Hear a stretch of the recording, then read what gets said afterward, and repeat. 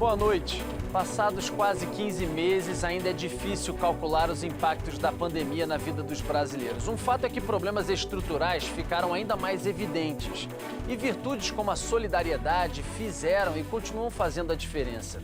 Iniciativas como a campanha Band contra a Fome se multiplicaram, se tornaram símbolos de esperança. Nessa campanha da Band contra a Fome, dezenas de milhões de reais doados. Mas quais as lições que esse momento tão difícil pode deixar? O convidado de hoje do Canal Livre se dedica a estudar e entender o comportamento da nossa população, da nossa sociedade. Eu estou falando de Renato Meirelles, pesquisador e presidente do Instituto Locomotiva e também do Instituto Data Favela. Boa noite para você, Renato. Obrigado por aceitar nosso convite aqui no Canal Livre.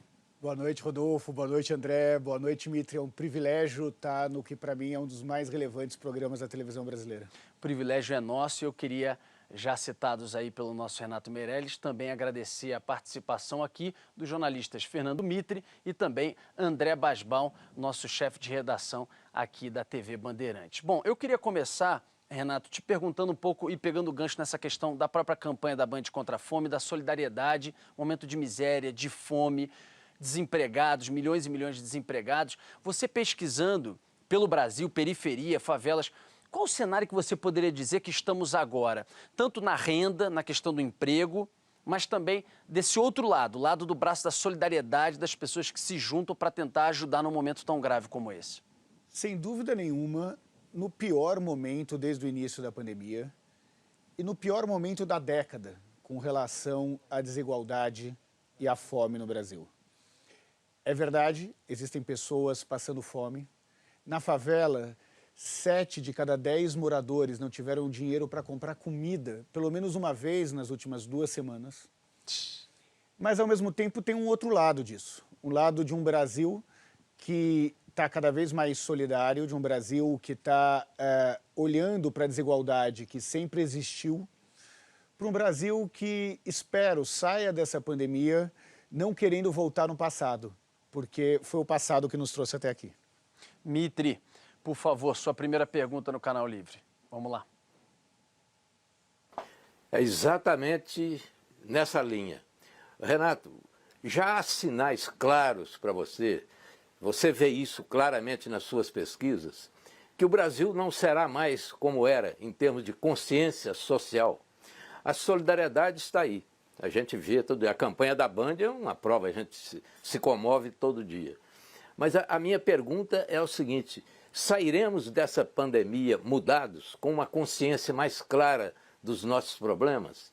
É possível prever que o Brasil pós-pandemia caminhará mais objetivamente para políticas públicas, buscando mais igualdade, melhor distribuição de renda, já que está na vitrine de corpo inteiro o conjunto de problemas sociais que nós temos, que de fato é chocante e ficou mais terrível ainda, claro, dentro da pandemia. Tiraremos essa lição? Você acredita em políticas públicas agora com caminhos mais preparados para que chegue realmente a algum resultado?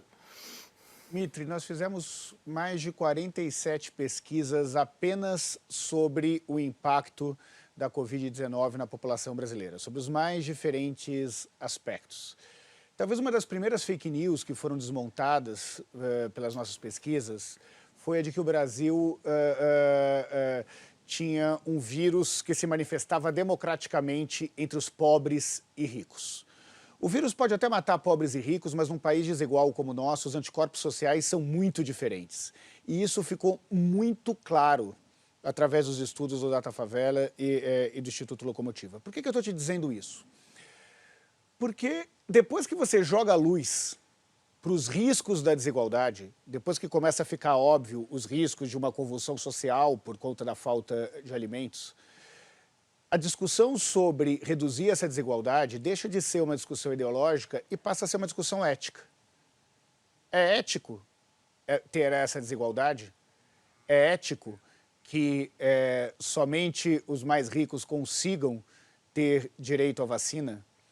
É ético ter tanta restrição a modelos de distribuição de renda como auxílio emergencial, sendo que os países mais capitalistas do mundo, as grandes potências capitalistas, como os Estados Unidos, a França, a Inglaterra e a Alemanha, adotaram programas de distribuição de renda bastante agressivos?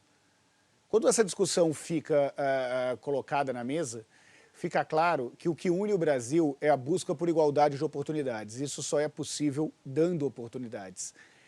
A primeira etapa é garantir com que os brasileiros não morram de fome. Só para te passar a bola, Basbal, impressionante a pesquisa que a gente viu ali. Você tem o lado da fome e da miséria citado pelo Renato, ou seja, 7 a cada 10 em comunidades carentes não tiveram dinheiro para comprar comida, ele acabou de citar isso. Por outro lado, 7 a cada 10 brasileiros se movimentaram, se mobilizaram, a gente mostrou ali, 72%, 7 a cada 10 se mobilizaram para o lado da solidariedade, para tentar ajudar de alguma forma no meio de tanta tristeza, de tanta miséria. Basbal. Engraçado que na favela a gente vê muito essa coisa da rede, né, solidária, né? As pessoas que ajudam umas às outras, né? Mas eu queria te fazer uma pergunta sobre a ideia da sensação de perda. O Brasil é um país que, nos últimos 20, 25 anos, incluiu muita gente, né? A moeda, a estabilização monetária, programas sociais. Então, os brasileiros se acostumaram a ter mais acesso a bens de consumo, a desejos na vida, e agora tem uma perda grande. Como é que fica essa sensação de perda? Como é que vai ser esse processo de reinclusão? Como é que se enxerga esse Brasil para sair dessa situação de hoje? Olha, André, a única certeza que eu tenho é que nós não voltaremos ao funk ostentação. Que qualquer processo de retomada será muito mais lento do que todos nós gostaríamos que fosse. Perder dói muito mais que deixar de ganhar. Uma coisa é você adiar, colocar o filho num colégio particular ou ter direito a um convênio médico. A outra coisa é você conquistar isso e ter que abrir mão. E é essa sensação que os brasileiros têm há alguns anos, antes mesmo do atual governo, antes mesmo do impeachment da presidente Dilma. Foi essa sensação de perda que levou a um descontentamento da população brasileira com a classe política. Os brasileiros têm uma sensação de que melhoraram de vida por conta do seu trabalho e do seu esforço. E a certeza que pioraram de vida por conta da classe política. Eu não estou fazendo juízo de valor se essa certeza é correta ou não é correta, mas é o que as pesquisas de opinião pública claramente apontam. A única forma de se restabelecer uma confiança entre governantes e governados é empoderando o cidadão. O brasileiro vai voltar a sonhar, vai voltar a ver luz no fim do túnel a partir do momento que ele se empoderar do processo de decisão política. Infelizmente, nós temos, desde a campanha de 2014, um movimento de fla-flu na política que impede os consensos e, desse jeito, impede com que o Brasil avance numa agenda que não é de esquerda ou de direita, mas é uma agenda da civilização versus a barbárie. Mitri. Renato, eu anotei aqui uma declaração sua que tem muito a ver com isso que você acabou de falar. Vou ler. Se a classe média resolver acabar com a polarização e exigir das classes política e empresarial um grande movimento de vacinação para a retomada rápida da economia, de incentivo público ao empreendedorismo e geração de emprego, a velocidade da retomada da economia será maior. Você disse isso. Eu pergunto, baseado em quê? Tem algum sinal, alguma pesquisa que mostre essa disposição? Existe algum sinal concreto de que a classe política de fato está agora aberta a isso? E a classe média, ela tem condições de se organizar para se expressar de maneira mais contundente? Como é que você vê isso? E que possibilidade temos de que isso de fato aconteça? Vamos lá. A primeira questão é que a classe média, por mais que tenha diminuído no último ano por causa da crise econômica que vem do coronavírus, ainda é capaz de decidir qualquer processo eleitoral. Sem contar que a classe média, do ponto de vista econômico, é a maior classe econômica do nosso país. Então, portanto, para onde for a classe média, vai o eleitorado brasileiro. Nem sempre a classe política entende isso. Essa minha declaração tem a ver com a política pela lógica da demanda, não necessariamente pela lógica da oferta. A política tradicional faz de tudo para manter mais do mesmo. O que a gente vê nas narrativas dos políticos é um museu de grandes novidades. É uma volta requentada para o passado, quando a demanda da população, em especial da classe média, é de olhar o futuro. As pessoas estão mais interessadas em poder participar e decidir o seu próprio destino, em buscar os consensos, do que a polarização dada pela classe política tem possibilitado com que os brasileiros enxerguem a política. Quando você fala de classe média, só a título de informação, classe média hoje, pelas pesquisas, a nossa classe média hoje representa o quê em tamanho e fatia e o que representou há 10, 15, sei lá, 20 anos? A classe média brasileira chegou a ser 56% da população brasileira. Hoje é em 47%. No estado de São Paulo chegou a ser 60% e hoje é metade da população do estado de São Paulo. Nós estamos falando aí com uma renda familiar média que varia aí de R$500 a R$1.500 por pessoa da família. Né? Isso é a classe média? Isso é a classe média, uma classe bastante baixa. Isso significa, na prática, quando você olha a distribuição de renda num país tão desigual como o nosso, que se quem está nos assistindo tem uma renda familiar maior do que R$15.000, parabéns, você faz parte dos 5% mais ricos do Brasil. 5%. O que acontece na prática é que... O que é média, né? Todo mundo se acha classe média. Quando a gente faz pesquisa de opinião e pergunta para as pessoas qual é a classe que ela se considera, o rico e o pobre se consideram classe média. Porque a gente sempre conhece alguém que tem mais grana que a gente, alguém que tem menos grana que a gente, então a gente está lá, na média. Só que a média é o que tem a média da renda, a média da escolaridade, e muitas vezes a média da opinião dos brasileiros. E a classe média brasileira é, infelizmente, muito mais pobre do que gostaríamos. Basbão. Mas essa classe média, ao mesmo tempo, ela tem aí, sei lá, os últimos números que eu vi do próprio Locomotiva, 2,6 tri de consumo em 2019, está quase 1/3 do PIB. Ao mesmo tempo, nós temos uma economia que é baseada no consumo das famílias, né? O Mitri falou ali do tempo, da velocidade de recuperação. Mais cedo você tinha falado de uma lentidão que talvez a gente tenha. Você não acredita que um choque de consumo possa voltar a fazer o país vibrar com mais força, a economia voltar a funcionar com mais velocidade? Há 20 anos que eu estudo as classes C, D e E no Brasil, e a classe média se inclui na classe C. O que acontece? Quando não tem quando a crise é de perspectiva, não é só econômica ou sanitária, quando o brasileiro não consegue ver luz no final do túnel, ele não investe. Não investir significa não abrir seu próprio negócio, não amplia seu próprio negócio. Esse brasileiro não faz um crediário para trocar a geladeira ou comprar a televisão. Não faz uma laje na casa. Não faz uma laje na casa. A crise de perspectiva torna o brasileiro mais conservador economicamente, e isso atrasa a retomada da economia. Nós vamos ter uma velocidade grande na economia, não apenas gerando emprego, o que é óbvio, ou oferecendo mais crédito para a população, o que é óbvio. O fenômeno classe C é emprego, né, Renato? Então, a gente viu, foi ali, a gente fala muito, Bolsa Família, distribuição de renda, mas não é bem isso, né? Foi emprego, né? O Bolsa Família renda. Tirou o Brasil do mapa da fome, André.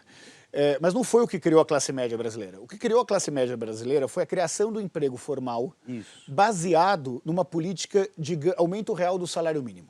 Né?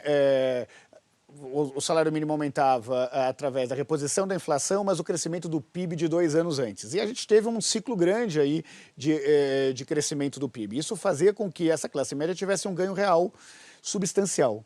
Hoje nós vivemos um desemprego muito grande, e uma classe média que não tinha poupança, como os mais ricos, e nem conseguiu o auxílio emergencial, como os mais pobres.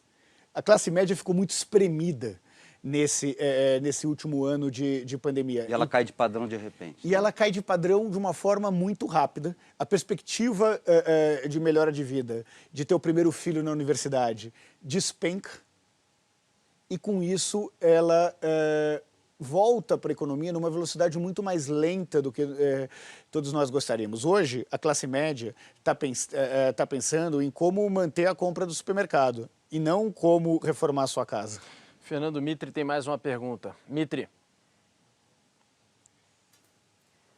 Eu queria ainda discutir a questão do emprego, mas já no nível dos grandes investidores, quer dizer, os empresários precisam investir, o emprego vem do investimento, o investimento vem da confiança. O que você tem aquilatado nas suas pesquisas em relação a isso? A confiança do investidor está baixa. Os empresários precisam investir mais para dar mais emprego e isso vai mobilizar o mercado, etc, etc. Essa é a cadeia. Mas nesse momento há uma expectativa que o medo comparece ao lado da esperança. A esperança menor, o medo maior. O empresário depende de segurança para investir. Como é que você está vendo essa expectativa? Esse momento da pandemia, a vacinação crescendo, devagar, muito devagar, mas crescendo. A vacinação é um caminho fundamental para a volta segura ao trabalho. Eu acho que o investidor, o empresário, está esperando chegar num ponto em que ele comece a investir. Como é que você tem detectado isso? Essa disposição e essa expectativa? Mitri, está muito barato investir no Brasil, né? Grandes fundos internacionais estão esperando a retomada da confiança e do rumo para conseguir voltar os seus investimentos no Brasil. Mas eu queria resgatar um tema que eu já vi muitas vezes aqui no Canal Livre, na boca de empresários, políticos, que é o termo da segurança jurídica. Nós já discutimos, vocês já discutiram aqui no Canal Livre muitas vezes que não existe confiança sem segurança jurídica. Eu acrescentaria hoje um novo tema a isso. Existe segurança jurídica sem confiança na verdade factual? E se põe no lugar do empresário. Você investiria num país que tem 450 mil mortos e continua negando a importância da vacina? Ou busca tratamentos alternativos? Num país que nega as queimadas da Amazônia? Quando você não tem, da classe dirigente do país, um compromisso real com a verdade factual, você não tem a segurança jurídica e de perspectiva necessária para se fazer um investimento. E aí é necessário separar o tal do mercado, né? Todo mundo fala do mercado, o que o mercado acha e tal. Existem dois tipos de mercado. Existe o PIB, nacional e internacional. As pessoas que realmente têm o dinheiro, e essas estão muito desconfiadas com o Brasil, mesmo achando muito barato investir aqui hoje. E existe o trader, aquele cara que fica jogando no cassino da Bolsa de Valores, que sai uma notícia, cai a ação, sai outra notícia, sobe a ação, que ficam jogando com tudo isso. E esses acabam ganhando com o caos da insegurança factual que o nosso país vive. O que eu tenho visto, inclusive em várias conversas com fundos de investimento, essa diferença cada vez mais clara entre quem realmente tem dinheiro e decide os grandes investimentos, e esses ainda estão muito receosos sobre os rumos do nosso país, versus o trader, esse sempre acha que as coisas vão melhorar, eles acabam sempre acreditando no último discurso do Paulo Guedes. Deixa eu só voltar aqui um pouquinho, a gente vai, óbvio, voltar a falar sobre emprego, renda, mas você, quando falou sobre a desigualdade muito evidente durante a pandemia, você colocou as condições das comunidades, que o Instituto Data Favela pesquisa, vê, observa muito. Quando a gente vai para isso, você tem vários dramas. Um deles o Mitri vai abordar, por exemplo, que é a questão da exclusão digital. Ah, pode ter home office, pode estudar em casa com o digital. Nas comunidades, como? Quem tem? Que acesso? Mas eu queria pegar um outro ponto que você fez estudo já mostrando, que é a questão do saneamento, que é a questão da água potável. Fica, não, lave suas mãos com água e sabão, compre álcool em gel na comunidade que o cara não tem o que comer. E você tem números, inclusive, Renato, você me mandou esses dias, por exemplo, sobre o Rio de Janeiro, favelas do Rio de Janeiro e por aí vai. Os números são terríveis sobre acesso a esgoto e água potável, por exemplo, né? Não, os números de saneamento básico no Brasil como um todo são péssimos e nesse território das favelas brasileiras são ainda pior. Para quem está em casa nos assistindo, vamos entender o que é favela. Eu tenho 16 milhões de brasileiros que moram em favela. Se elas formassem um estado da federação, seria do tamanho do estado da Bahia. Eu tenho mais favelado que gaúcho no Brasil. Maior que Portugal, né? Maior Tem que Portugal, é o 10 milhões de quinto maior estado Seria o quinto maior estado, do país. Maior que Portugal, 2 Dinamarcas. Então é muita gente, nós não estamos falando de um segmento, André. E a maioria dessas pessoas não tem água potável. Enquanto se fala de home office, essas pessoas trabalham em profissões em que não são nem formalizadas, quanto mais são possíveis fazer o home office. E são esses brasileiros que têm um índice de contaminação do coronavírus, que é o dobro da média nacional, que foram quem de verdade garantiram que o nosso país não parasse. O Brasil não parou por causa da favela. Quem é o motorista de ônibus? Quem é o cobrador? Quem é o auxiliar de enfermagem? Policial, o cara Quem é que o limpa a policial? rua. O segurança na porta do hospital? O gari. O gari, A empregada doméstica. auxiliar de idosos, cuidadora de limpeza idosos. que liga e apaga a luz do hospital a todos os momentos. Se o Brasil não parou, ele deve à favela. E é essa favela que está tendo uma dificuldade gigantesca de receber o auxílio emergencial. É essa favela que acabou de ver 25 pessoas mortas no Jacarezinho. É essa favela onde o Estado não existe. O Estado na favela não tem nem o monopólio da força. Nem o monopólio da força. E é esse o território que garantiu com que o Brasil não parasse. E onde os bandidos deitam e enrolam. Eu ia te passar a bola, Basbão, deixa eu só porque o Mitre quer pegar o gancho dessa questão da exclusão digital para passar a bola aqui para o Basbão para uma outra pergunta. Mitre, por favor. Exatamente, eu queria só acrescentar isso. O desafio da inclusão digital é fundamental. A educação talvez seja o caminho mais adequado e mais eficiente para a redução de desigualdades. Nessa pandemia, as desigualdades estão aumentando exatamente na área da educação. Então, o que seria uma tendência foi invertida. Né? Uma tendência de uma boa política para reduzir a desigualdade está invertida. A desigualdade está aumentando na educação. Eu vi uma pesquisa sua que diz que nas favelas apenas 20% dos lares têm acesso tem alguma possibilidade de que o menino ali tenha uma aula online. Imagina, do outro lado da sociedade, como é que está isso. Quer dizer, essa comparação é uma loucura. O fosso já era enorme, agora está muito maior. Eu queria te perguntar se você tem sentido consciência disso, se há políticas públicas voltadas para isso, e como é que você vê a saída da pandemia com esse fosso muito maior, como recuperar isso? Olha, Mitri, enquanto que 1/3 das classes D e E, dos estudantes de classe D e E, pararam de estudar com o ensino virtual, nas favelas esse número passou dos 50%. Imagine o que é... A gente está mostrando a pesquisa enquanto você fala aí, Renato, os números. Imagine o que é você não ter condições de escrever uma redação porque você não tem teclado. Imagine escrever uma redação com um polegar. Nós temos um problema de device e nós temos um problema de conexão para isso. O fato é que a pandemia deixou claro que aqueles direitos fundamentais garantidos na Constituição não chegam à população de menor renda se elas não forem imediatamente conectadas. Hoje, o acesso à internet é condição para que a população garanta os seus direitos fundamentais. Eu vou dar um exemplo. No início do auxílio emergencial, nós fizemos uma pesquisa que mostrou que no Brasil, entre a população que era elegível ao auxílio emergencial, ou seja, que tinha uma renda por pessoa da família de até meio salário mínimo, nós tínhamos 5.440.000 pessoas que não tinham nem acesso à conta bancária, nem acesso à internet. Nem acesso à conta bancária, nem acesso à internet. Ou seja, quem mais precisa, os mais vulneráveis entre os mais vulneráveis, demoraram muito mais para ter acesso ao auxílio emergencial com o modelo de cadastramento que foi feito do auxílio emergencial. Quando fala da educação, o abismo digital aumenta essa barreira de educação. Para resolver isso, nós temos alguns caminhos.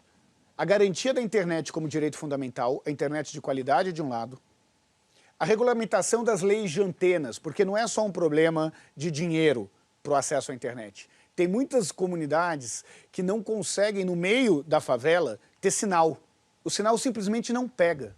E não pega porque a legislação de antena impede com que essas pessoas consigam chegar nesse território. Mas eu queria, por fim, chamar a atenção para uma coisa. Para um movimento que, se de fato acontecer, vai colocar muito mais em risco o futuro da população de baixa renda e a redução da desigualdade, que é a regulamentação do homeschooling. Existe um movimento por trás que tenta, a todo custo, permitir com que o pai ou a mãe possam ensinar diretamente o seu filho, ou que ele possa aprender simplesmente só no banco da igreja ou de determinada comunidade. E com isso, você deixa de garantir o ensino curricular mínimo e a qualidade dessa educação que possibilita o acesso à população de menor renda a oportunidades que as gerações anteriores não tiveram. Basbal. Renato, ao mesmo tempo você fala da exclusão digital, mas é engraçado. A gente fez uma matéria no Jornal da Band que eu acho que mostra um pouco também esse potencial, essa usina de ideias e de potencial humano que existem nas comunidades, né? Que era um grupo de jovens que montou um aplicativo nas favelas aqui de São Paulo, começou em Paraisópolis, para mostrar, dar nomes a ruas e becos e ajudar no processo de delivery, né? De entrega de comida. Então, o cara chegava na comunidade e não sabia exatamente onde era a casa da Dona Maria, e eles conseguiram fazer essa integração com um acesso mínimo ali à internet. Você acredita, mesmo com essa coisa talvez melancólica nacional que a gente tem aí para sair desse momento, mas você acredita nesses pequenos potenciais humanos de grupo, dessa gente, desse brasileiro, que é capaz de fazer isso, capaz de ter uma ideia, que é capaz de realizar essa ideia e botar de pé uma coisa que integra as pessoas, que é um ativo econômico? André, se tem uma coisa que eu acredito no Brasil é nisso. Tem 20 anos que eu estudo consumidor, 2 décadas indo morar na casa deles, conversando pessoalmente, vivendo as experiências, estivemos juntos já em favela. Pode parecer chavão, mas de fato o melhor do Brasil é o brasileiro. A capacidade de empreender, a capacidade de... eu lembro na época que as operadoras telefônicas só davam...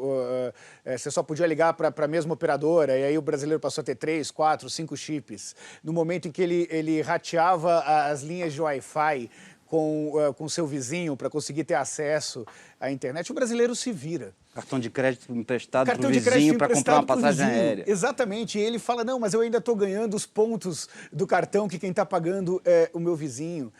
Quanto menor a renda, maior o princípio da reciprocidade. Comunidade. Onde todo mundo ajuda todo mundo. Porque sabe com quem pode contar no momento em que falhar. O que me deixa otimista é porque quando você estuda hoje o que as principais escolas de negócio do mundo têm publicado sobre o perfil do novo CEO, o perfil dos fundadores de startup, são perfis que é muito mais fácil de se encontrar na periferia do que nas regiões ricas. Todo mundo pede. Escolas de negócios de Harvard, escolas de negócios do MIT, todos falam o seguinte, olha, precisa ser criativo. Precisa saber lidar com a pessoa diferente de você. Precisa saber liderar em grupo. Precisa ter jogo de cintura para situações de crise. Amigo, na periferia, ou você tem essas características ou você não sobrevive. Não sai do lugar. Então, é muito mais fácil ensinar inglês para essas pessoas do que ensinar para os outros executivos, que sempre tiveram tudo de mão beijada, essas outras características que passaram a ser desenvolvidas desde o nascimento entre os jovens de periferia. O Celso Ataíde, antes de passar aí, Mitre, o Celso Ataíde, que é o fundador da CUFA, Central Única de Favelas, ele fala isso, né? Ele fala, ele diz isso, quem passa pelo curso de favelado, o curso da favela, ele está pronto para qualquer negócio, porque realmente a resiliência dele, como ele lidou com aquilo ali, é um curso... Sobrevive em qualquer lugar, incomparável, né? Sobrevive em qualquer lugar. Diga, Mitre. E o que a gente espera é que as empresas, depois eu vou perguntar sobre isso, devem estar atentas a isso, até para recrutar uma mão de obra que já vem de uma escola de vida que é preciosa, né? Isso aí é um valor extraordinário. Mas eu quero fazer uma outra pergunta sobre um outro assunto que me impressionou muito, uma pesquisa que vocês fizeram nos municípios brasileiros. Eu tenho a impressão que foi a maior pesquisa já feita nos municípios brasileiros. 5.570, né?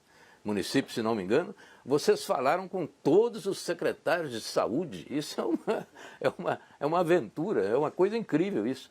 Vocês foram lá na base da população onde está o município, que é o ente federado mais próximo das pessoas, né? Então eu queria saber o que vocês encontraram nos municípios. Como é que está o SUS? O nosso SUS, como é que está? Ele está bem tratado? Como é que é a relação do SUS com a população? As salas de vacinação estão prontas? Falta vacina, né? Precisa chegar a vacina. Mas como é que está essa expectativa e como é que está essa realidade? A estrutura do SUS pelo Brasil adentro. Como é que está? Porque hoje nós sabemos o que é o SUS. Quem não sabia, hoje sabe. E precisa cuidar do SUS com muito carinho, porque o SUS é fundamental para nós todos. Então essa é a pergunta que eu te faço. Que diagnóstico vocês encontraram no dia a dia do brasileiro? Porque foi o que vocês procuraram. Olha, Mitre, essa foi uma das maiores aventuras entre as várias pesquisas. Digo, nós já fizemos, desde quando eu começo a trabalhar com isso, mais de 1000 pesquisas. Essa, sem dúvida nenhuma, foi uma das mais desafiadoras. E só foi possível pela parceria com Unidos pela Vacina, liderado pela Luiz Helena Trajano e pelo Mulheres do Brasil, pela Maria Fernanda. E a Maria Fernanda era um tal de mandar e-mail, telefonar para todos os secretários responderem. Só uma cidade não respondeu. Eu adoraria poder falar só para o prefeito se arrepender de não ter respondido. Mas não pode? Mas eu não posso falar não, porque eu combinei com o pessoal do Unidos pela Vacina que eu não vou falar. Mas só uma cidade não respondeu. E foi muito importante porque o SUS, que é tripartite, né, federal, estadual e municipal, tem nos entes municipais quem opera, quem faz com que o SUS de fato exista. A primeira constatação da pesquisa é, meu Deus do céu, nenhum país do mundo tem o SUS. A primeira constatação. A nossa situação de morte seria muito maior sem as unidades básicas de saúde, sem as mais de 40 mil equipes de saúde da família, sem essas pessoas que a todo momento estão de porta em porta falando sobre os riscos da contaminação. Mas nós vimos também que existe um desafio ainda. Imagine que 19% das cidades entrevistadas não têm internet para fazer o cadastramento da vacinação online em todos os seus postos de saúde. 19%.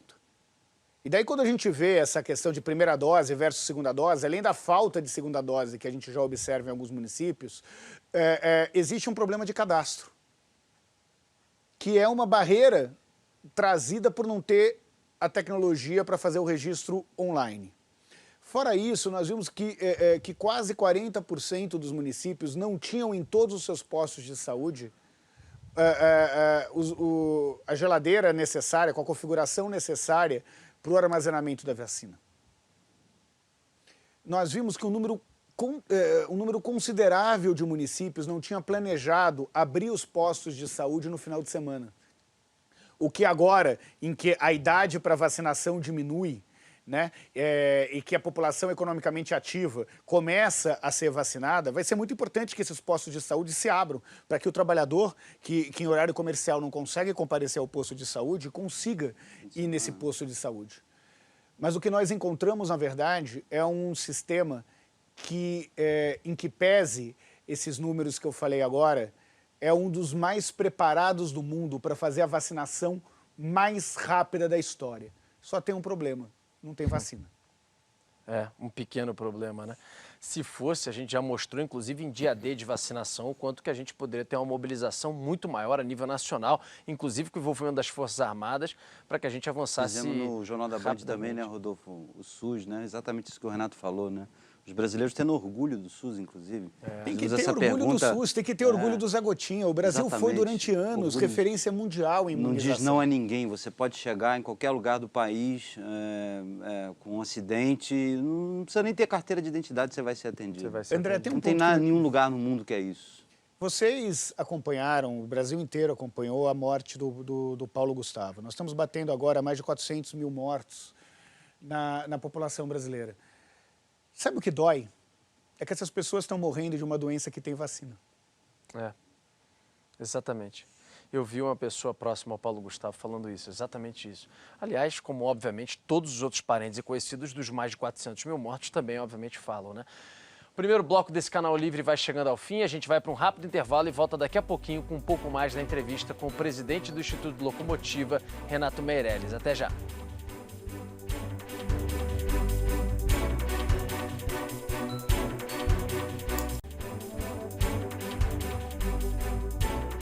Vamos lá, de volta com o Canal Livre, hoje recebendo o presidente do Instituto Locomotiva, Renato Meirelles, e a gente já abre com a pergunta do Mitre, ainda discutindo tantos pontos aí, debatidos ainda mais em meio a essa pandemia, mudanças na sociedade brasileira e o que vem pela frente. Diga, Mitre.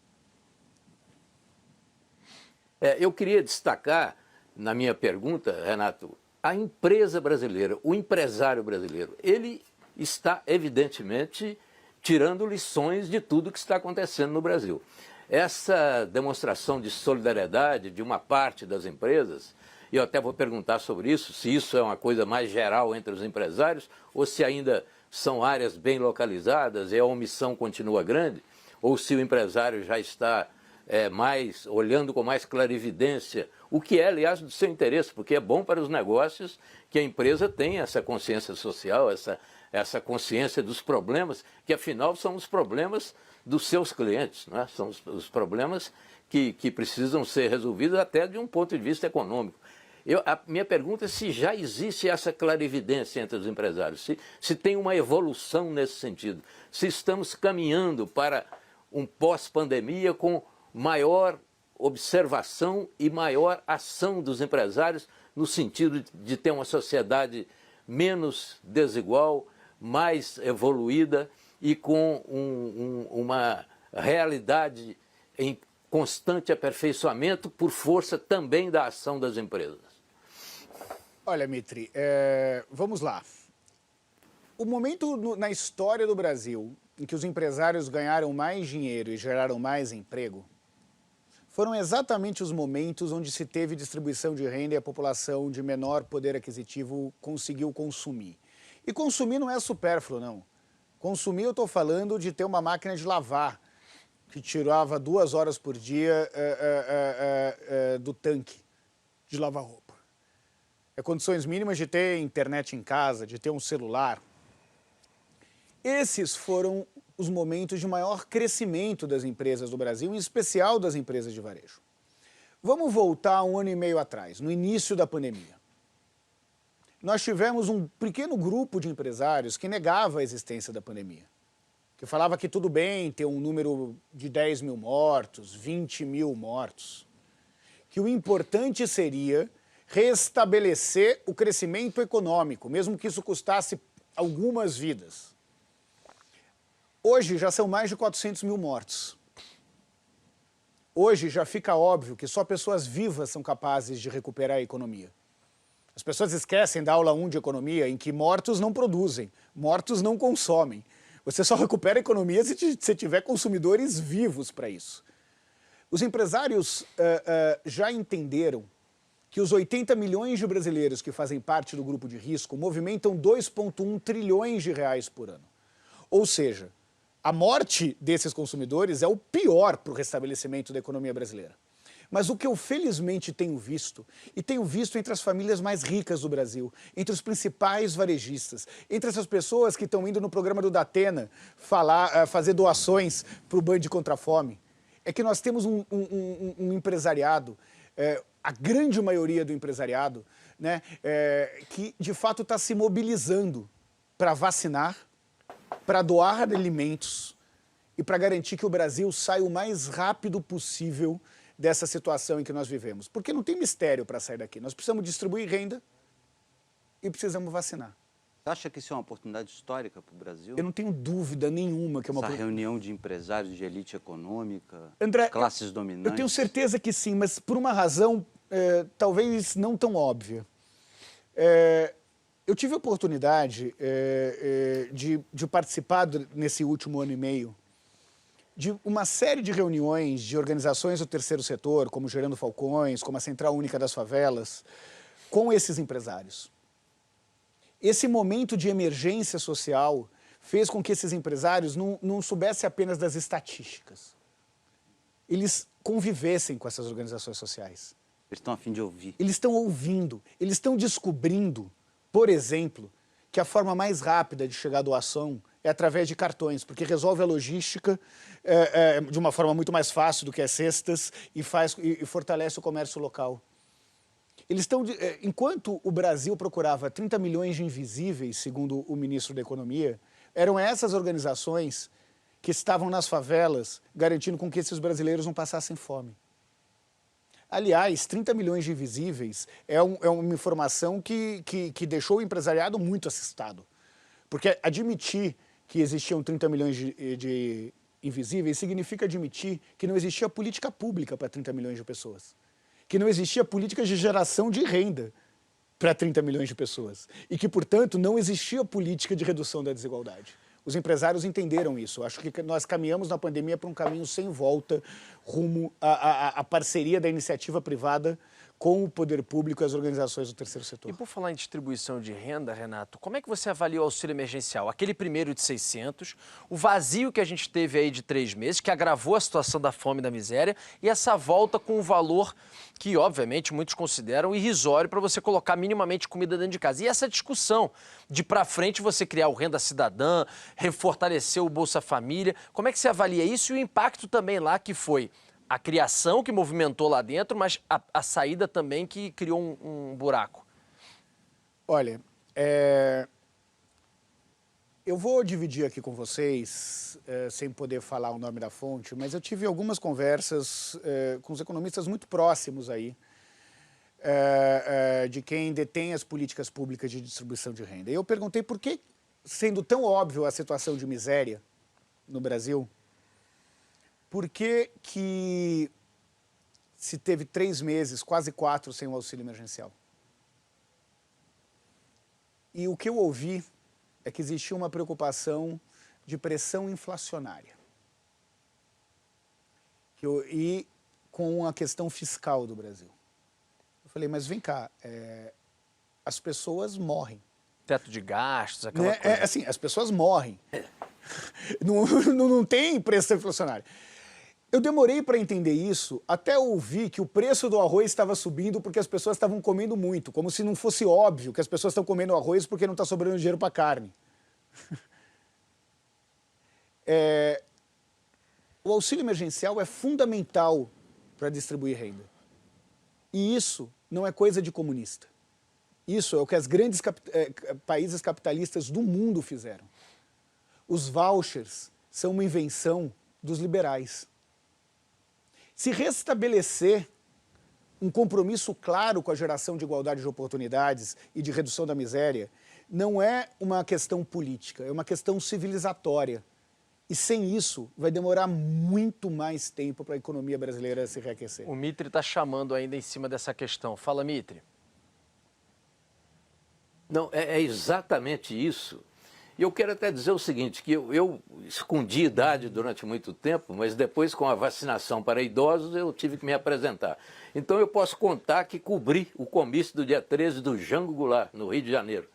Desde aquele tempo até agora, a distribuição de renda, mesmo no tempo da ditadura, a distribuição de renda era um assunto que está em cima da mesa porque é óbvio. Mas nunca houve uma vontade política, a não ser em alguns anos aí atrás. Nunca houve uma vontade política firme. A minha pergunta é se você confirma isso nas suas pesquisas, que agora a consciência chegou para ficar. E se o Brasil, se você acredita que é necessário, sabemos, mas se você acredita nos caminhos políticos já pavimentados para que o Brasil caminhe com a consciência de todos para uma política de redistribuição de renda, até entendendo que isso é bom para os negócios. Mitre, eu sou um cara que acredita na verdade factual, né? Eu acredito que 1 mais 1 é igual a 2, acredito que a Terra é redonda. Eu sei que não está muito na moda falar isso, mas talvez o exemplo maior do quanto que eu busco a verdade factual, o nosso ofício é muito parecido, Mitre. Esse compromisso com o que é fato, né? E as análises a partir desses fatos. Eu ilustro isso falando que eu sou palmeirense e eu sei que o Palmeiras não tem mundial. Não tenho problema em admitir isso. Tamanho, não tem copinha também. O quanto eu acredito na verdade factual. Por que eu estou contando essa história? Porque o que eu sei é que nunca foi tão óbvio na história a necessidade de reduzir a desigualdade. O que eu sei é que nos 20 anos de carreira eu nunca vi uma parceria tão grande da iniciativa privada com o terceiro setor. Eu nunca vi ficar de uma forma tão óbvia para quem detém o poder econômico que ou existe um processo de democratização das oportunidades ou todos pagarão um preço muito alto por essa desigualdade. A questão é que se nós vamos ter um caminho político nessa direção, não depende apenas da demanda, depende da oferta. E quando se fala de oferta, nós estamos falando de espaços de poder. Significa que as pessoas precisam estar mais abertos ao novo.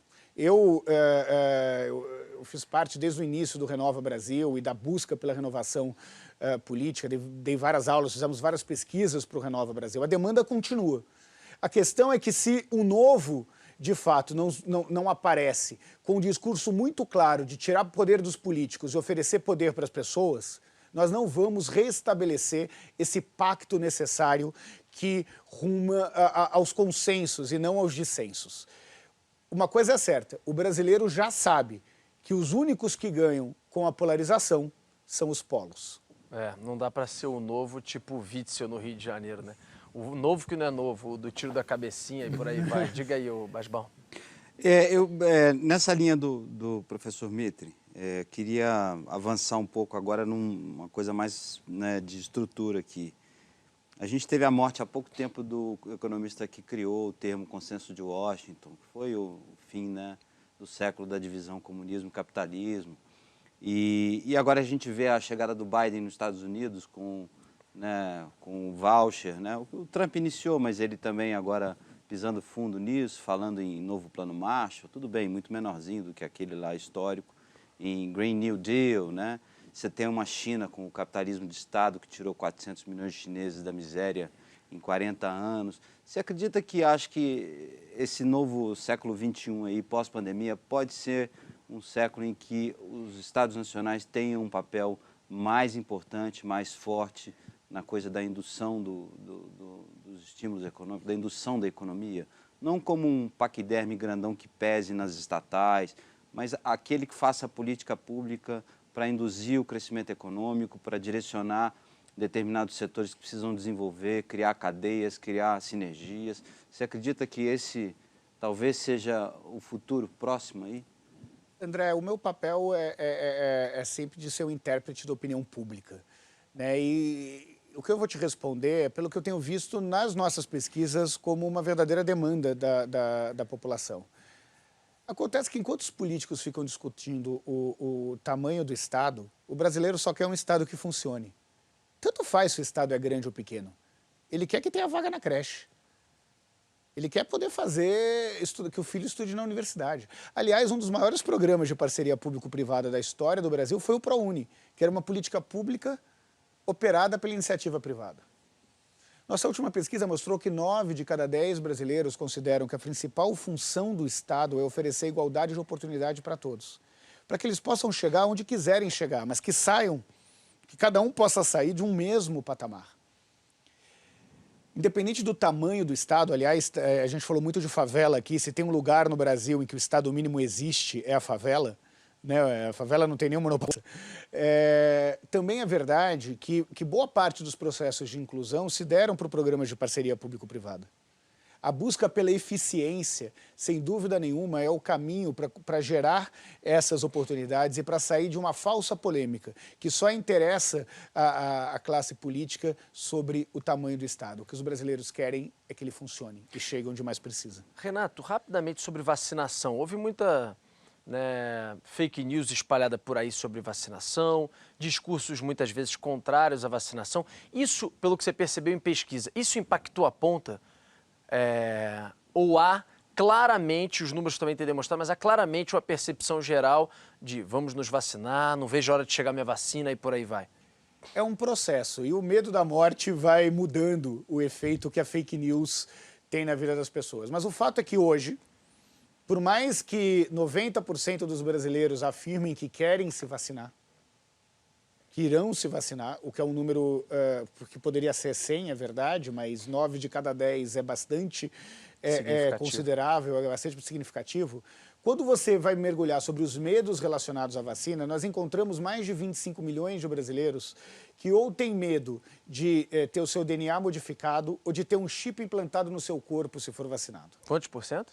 25 milhões dos 163 milhões de adultos do Brasil. Tá? São 25 milhões dos 163 milhões de adultos. É muita gente. É muita gente. É mais que a Dinamarca. é quase 3 Dinamarcas. Eu estou falando dos adultos, apenas. E isso, obviamente, que não se deu à toa, se deu pela fake news. Se deu por um movimento de se questionar a verdade factual. Quando nós falamos anteriormente dos riscos que os empresários enxergam no Brasil, é porque eles não enxergam um compromisso real na busca da verdade. Então tudo bem não ter censo, porque o censo pode mostrar uma verdade que não querem mostrar. Tudo bem desmontar os organismos, a CTNBio, ou questionar os dados de satélite sobre desmatamento. Tudo bem mandar embora metade da diretoria do Inmetro. Do Inmetro. Então, o que nós estamos vendo, e é isso que traz a desconfiança dos empresários e da população, é um desmonte dos dados, dos fatos, que permitem ter uma política pública e políticas privadas com base em resultados e com base em evidências. Qualquer liberal sabe que sem informação você não será eficiente no gasto dos recursos. Portanto, qualquer economia com relação ao censo, por exemplo, vai fazer com que a gente desperdice muito mais dinheiro do que economize. Voar às cegas, né? Diga, Mitre. Eu estou aqui com várias perguntas, mas eu queria, na verdade, falar de um assunto que é presente na vida brasileira, que é a questão do racismo. Eu vi uma pesquisa sua, Renato, é incrível. Quer dizer, apenas 4% dos entrevistados aceitam ser racistas, eles assumem a posição de racista. Só 4%. Agora, 61% viram cenas de racismo. 88% acham que tem racismo na sociedade. 53%, se não me engano, acham que o chefe negro, o chefe preto, pode ser mal recebido, pode ser um problema. E a entrada no mercado de trabalho do negro está mais difícil. E aí entra a minha pergunta. Não sei se é por causa da pandemia, porque eu vi esse dado, mas não entendi muito bem. A minha pergunta, e eu morro de medo de fazer essa pergunta, estamos piorando? Isso está ficando pior? Não está adiantando toda essa discussão que agora é pública, está na vitrine, a questão racial no Brasil e tal, e nós estamos piorando? Esta é a minha pergunta temerosa. Eu gostaria de dar uma resposta diferente do que os dados estão apontando. Primeira questão é que não existe falar de desigualdade econômica sem falar de desigualdade racial. 2/3 da classe A e B, da camada mais rica do Brasil, é formada por brancos. E 3/4 das classes D e E, da parcela mais pobre do Brasil, é formada por negros. E não são porque eles são menos inteligentes. Eles ganham menos porque não tiveram as mesmas oportunidades que a população branca tem.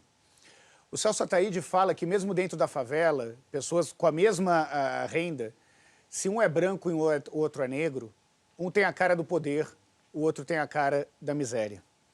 Nós fizemos pesquisas em favela em que mostram que os negros moradores de favela sofrem 3 vezes mais abordagem policial do que os brancos moradores de favela. Acontece que, como diz o professor Silvio Almeida, o racismo é algo estrutural no Brasil. E ele se manifesta de diversas maneiras. Se manifesta, por exemplo, a nossa pesquisa mostrou isso, que existe um grupo gigantesco de brasileiros que acham que existe racismo contra branco. Como se brancos morressem por conta da cor da sua pele. Negros morrem no Brasil por conta da cor da sua pele.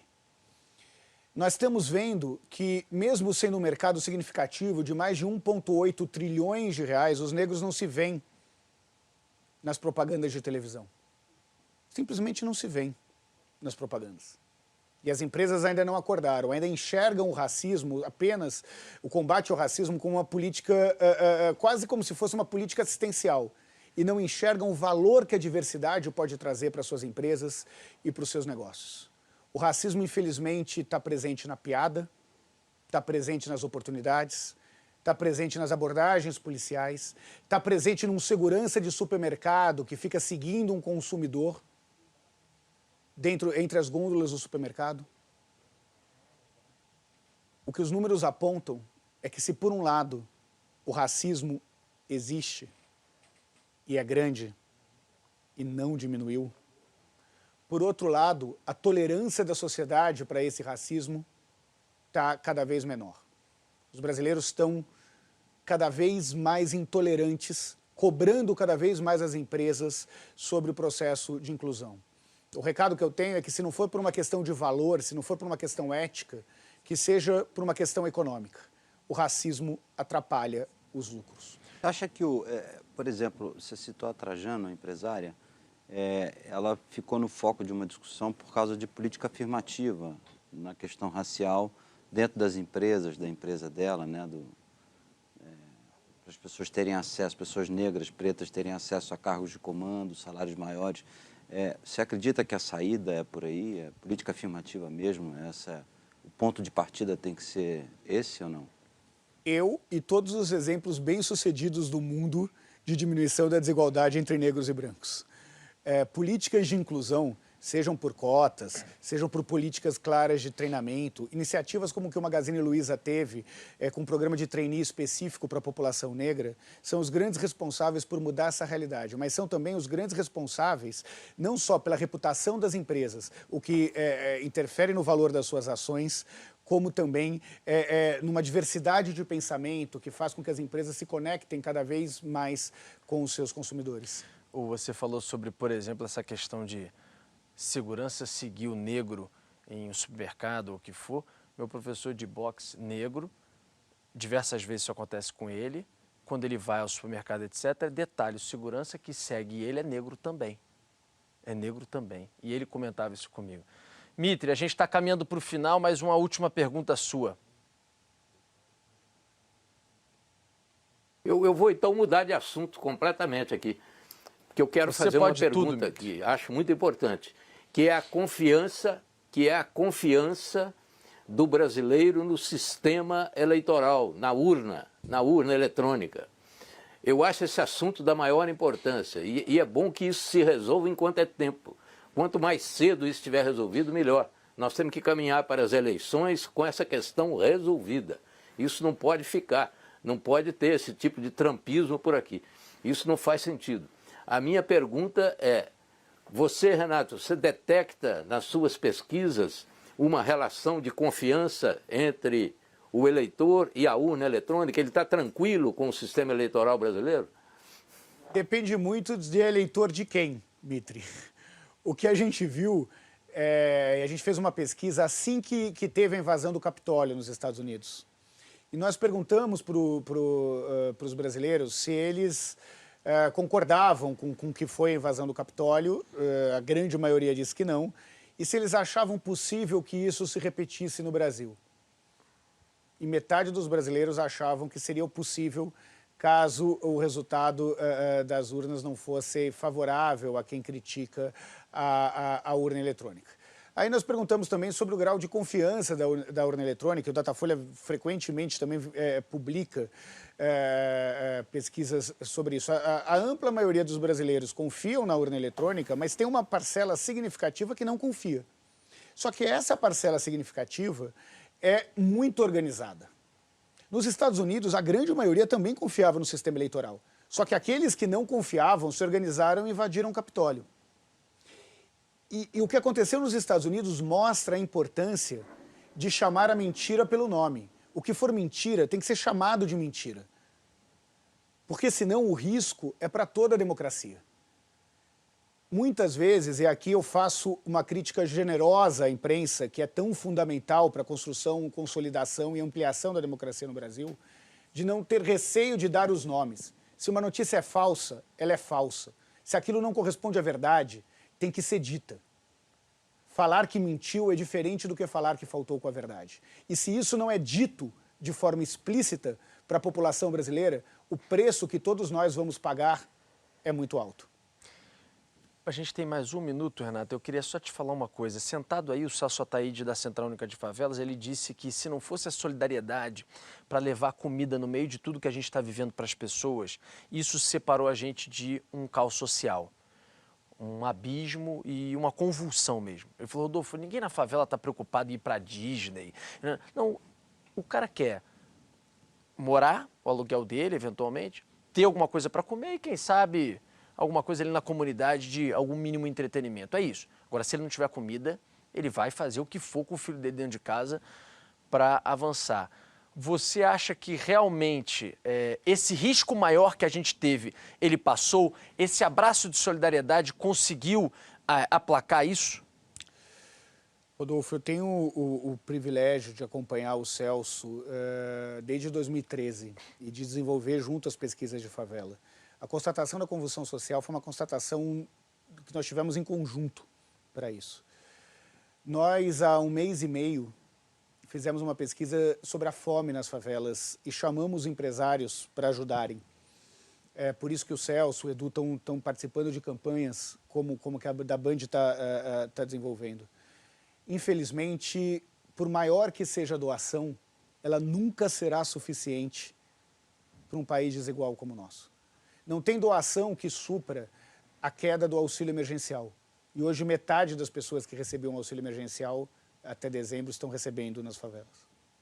Com um valor menor ainda. E ainda com um valor muito menor. Só políticas públicas são capazes de resolver estruturalmente as pessoas. Ah, Renato, você está falando para não doar? Não. Doe. Se você tem condições, se você que está nos assistindo tiver condições, doe. Doar hoje significa salvar vidas. Mas daí a acreditar que isso resolve os problemas estruturais é uma ilusão que pode causar um outro momento de fome no futuro.